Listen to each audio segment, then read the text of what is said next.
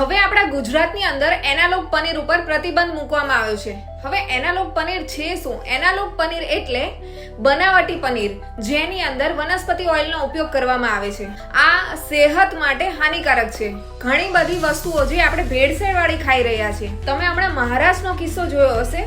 મેં મારા પાછલા વિડીયોમાં બતાવ્યું હતું કે IAS ઓફિસર તુકારામ મુંડે જે ફસાઈના કમિશનર છે, જેમણે ઘણી જગ્યાએ મહારાષ્ટ્રની અંદર નકલી પનીરનો અને નકલી મિલ્કને પકડ્યા છે અને જગ્યાએ રેસ્ટોરન્ટ અને હોટલમાં રેડ પાડી છે. ત્યારબાદ હવે ગુજરાતની અંદર બી આ અવેરનેસને લેવાય છે અને ગુજરાતમાં પણ ભેળસેળવાળી વસ્તુ પર પ્રતિબંધ મુકાયો છે, ખાસ કરીને પનીર અને મિલ્ક પ્રોડક્ટ, ડેરી પ્રોડક્ટ્સ ઉપર.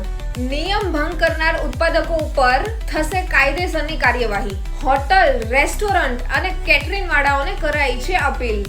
માત્ર એનાલોગ પનીર નહીં પરંતુ આઈસ્ક્રીમ, ફ્રૂટ, જ્યુસ આ બધા ઉપર પ્રતિબંધ મૂકવામાં આવે છે. તમને જાણીને નવાઈ લાગશે, તમે જે પનીર, બટર અને ચીઝ ખરીદો છો એની અંદર પામોલિન તેલ, વેજીટેબલ ફેટ, સ્ટાર્ચ અને કેમિકલનો ઉપયોગ કરવામાં આવે છે. બીજું, તમે જે આઈસ્ક્રીમ ખાઓ છો એની અંદર વેજીટેબલ ફેટ અને પામ તેલમાંથી બનેલા ફ્રોઝન ડેઝર્ટનો ઉપયોગ કરવામાં આવે છે. ત્રીજું, જે તમે ફ્રૂટ જ્યુસ પીવો છો એની અંદર ફ્રૂટ સાવ ઓછું અને ફ્લેવર વાળી ખાંડ અને વધુ પડતા મીઠાનો ઉપયોગ કરવામાં આવે છે. ચોથું, ટમેટો કેચઅપ, જેની અંદર ટમેટાની માત્રા ઓછી, પાણી, મરચું, કલર, ખાંડ અને વધુ પડતા મીઠાનો ઉપયોગ કરવામાં આવે છે. પાંચમું, કેરીનો રસ, જેની અંદર સામાન્યતઃ ઓછું દૂધ, ઓછી ખાંડ કે સેકરીનનો ઉપયોગ કરવામાં આવે છે. અને છઠ્ઠું, તમે જે બટર ખાઓ છો એની અંદર બટરના બદલે પામોલિન તેલ